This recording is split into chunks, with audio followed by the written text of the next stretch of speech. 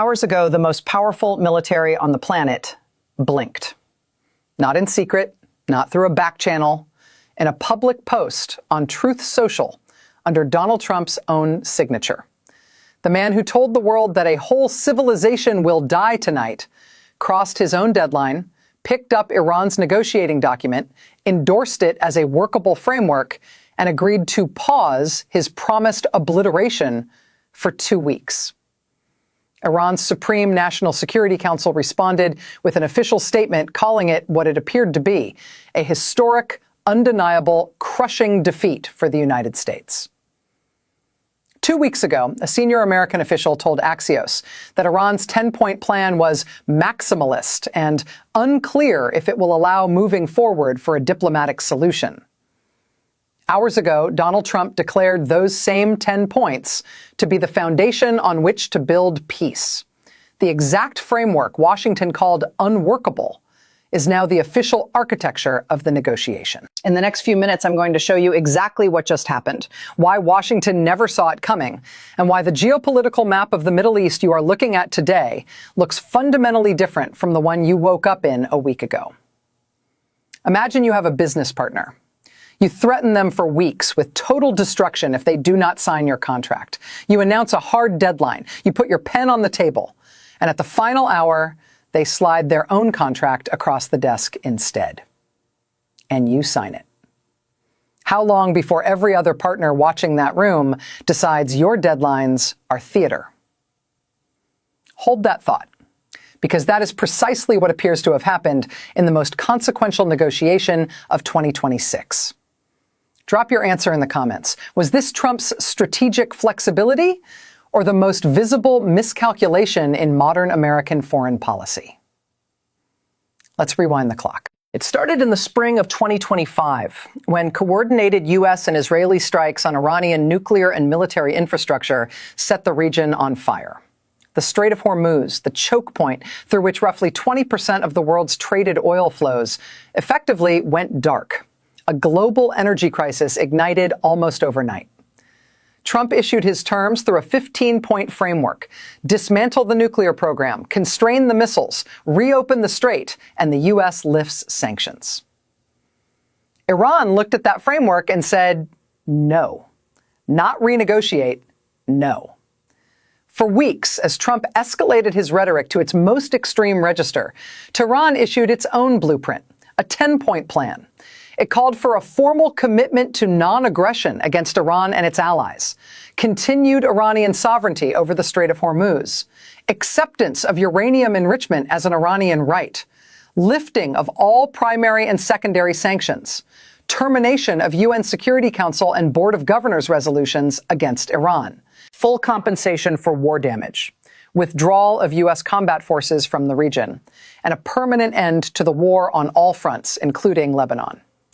Washington called the plan maximalist. Iran did not amend a single clause.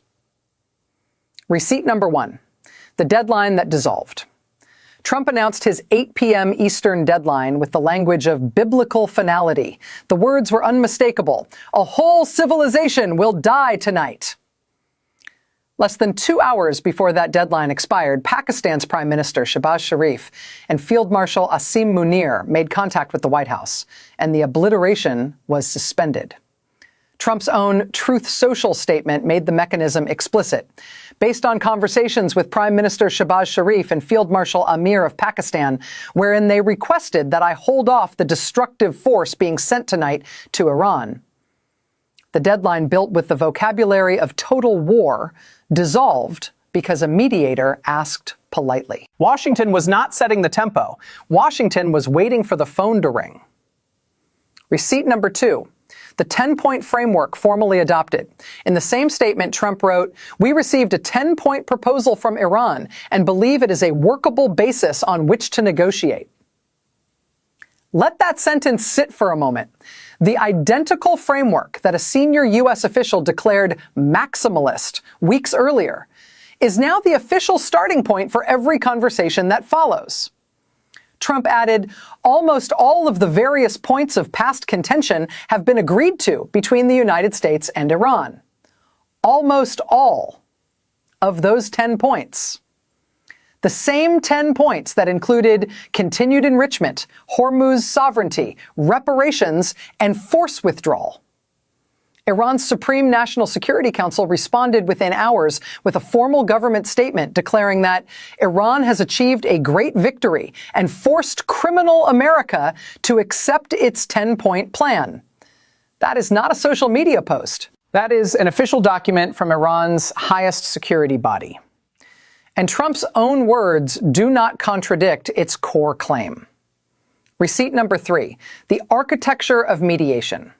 Iran's Foreign Minister Araghchi formally declared that Tehran would cease defensive operations for 2 weeks and allow ships to transit the Strait of Hormuz via coordination with Iran's armed forces. Coordination, not open passage.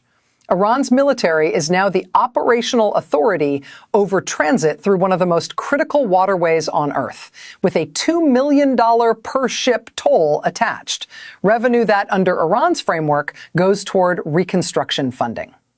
According to multiple reports, China was described as very influential in shaping the off-ramp through Pakistani mediation, and Russia was involved in the broader diplomatic architecture. The two powers Washington has spent years attempting to contain were among the architects of the room where this framework took shape. Washington was not the first one in that room, and that absence was deafening. If this story is connecting dots you have not seen assembled anywhere else, you are already ahead of most people watching this unfold in real time. Hit subscribe right now. This situation is moving faster than any single outlet can track, and you need to be here when the next piece drops. Most governments, when facing a military superpower issuing deadlines and threatening civilian infrastructure, do one of two things. They capitulate immediately, or they scramble for a face-saving compromise that lets both sides claim partial credit. Tehran did neither. Iran entered this confrontation with a single document, held it for weeks without revision, and waited.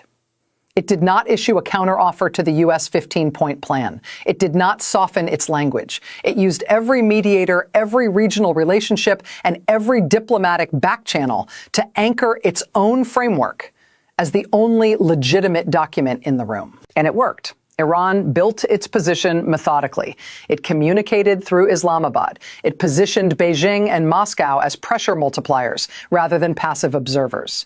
It prepared its narrative architecture so that the moment a ceasefire was announced, the official framing of who won was already written, already published as a formal government statement, and already in the hands of every major news organization before Washington had finished explaining itself. Not with missiles in the final hour, not with a last-minute military gambit, with a document, a network, and patience. Trump's approach was the architecture of blunt force, ultimatums with specific clocks, explicit threats against bridges, power plants, and civilian infrastructure, a vocabulary of absolute inevitability. But blunt force as a negotiating instrument only functions if the other side believes the threat is unconditional. After weeks of deadlines that bent and ultimatums suspended on request, Iran had accumulated enough receipts to demonstrate publicly that the force had a ceiling. Tehran did not match Washington's military language. It made that language look like theater. You do not dismantle a threat by meeting it with equal aggression. You show the room that the threat has limits. And then you hand the other side a document to sign. So what does this actually mean for you? If you work in shipping, energy, or global logistics, the Strait of Hormuz just became a coordinated toll corridor with Iran as the operational authority, at minimum for the next 2 weeks and potentially far longer, depending on how negotiations in Islamabad proceed. The $2 million per ship fee is not symbolic. At the volume of traffic that moves through Hormuz daily, that is a structural revenue mechanism with cascading consequences every time a tanker passes. If you follow defense and security, the formal inclusion of a U.S. force withdrawal demand inside the active negotiating framework changes the diplomatic calculation for every Gulf state. Saudi Arabia, the UAE, Kuwait, and Bahrain are now all recalibrating what American security guarantees are worth when Washington accepted as a, quote, workable basis, a framework it previously called maximalist. Once the government begins restructuring its security architecture around new relationships, that restructuring does not reverse simply because the political temperature drops. The realignment follows the new routes. And it tends to stay.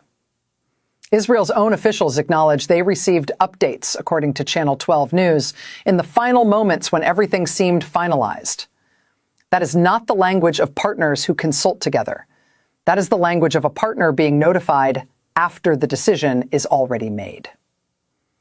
That dynamic, once visible, does not disappear with the next positive phone call. Scenario 1, managed reset. Negotiations open Friday in Islamabad. Both sides carry economic and political incentives toward a structured agreement. Energy markets, Gulf business communities, and regional governments push hard for durability. Trump frames whatever emerges as a historic peace secured by his pressure campaign. Iran locks in meaningful sanctions relief, enrichment recognition, and reconstruction funding. The 10-point framework becomes the skeleton of a long-term agreement. The structural changes, including Iranian Hormuz Authority and expanded regional influence, remain regardless of how the final text is worded. The architecture is already built. Scenario 2. Regional realignment accelerates. Other middle powers across the region and beyond draw an explicit lesson. A sustained, disciplined refusal to accept maximalist framing, combined with a coherent alternative framework and patient diplomatic positioning, can force a renegotiation, even from apparent military inferiority. Countries that have been hedging their relationships toward Beijing and Moscow now have a live, documented case study. Washington remains the largest military power on Earth. But the unquestioned axis around which the Middle East organized itself for decades has developed a publicly visible fracture.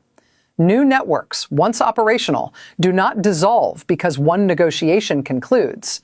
They become the new normal. Scenario 3, escalation and collapse. This is the scenario nobody wants to name out loud. The ceasefire is fragile by every observable measure.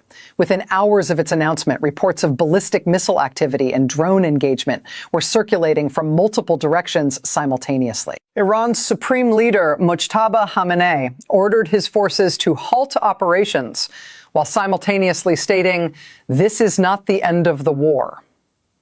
If hardliners on any side calculate that the 2 weeks represent cover for repositioning rather than genuine de-escalation, the Islamabad talks could collapse before producing a single agreed paragraph.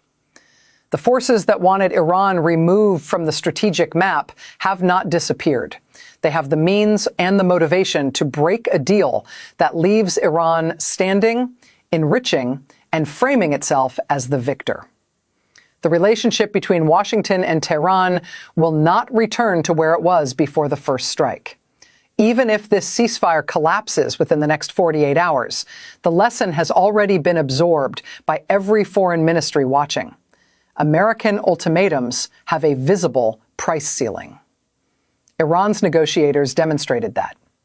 Pakistan demonstrated that it can operate as a consequential diplomatic architect. China and Russia demonstrated that they can shape off-ramps in spaces where Washington is reactive.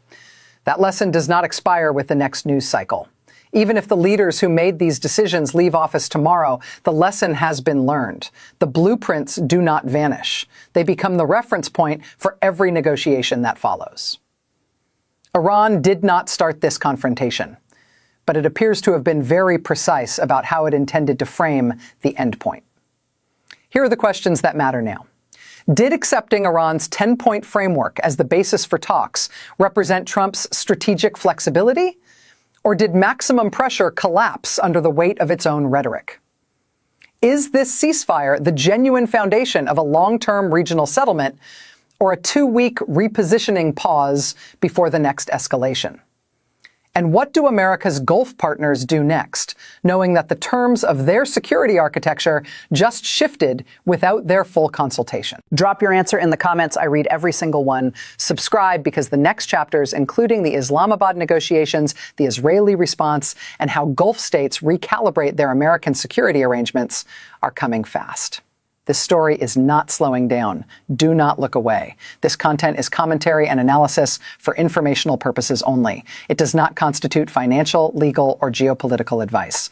Consult qualified experts before making decisions based on this analysis.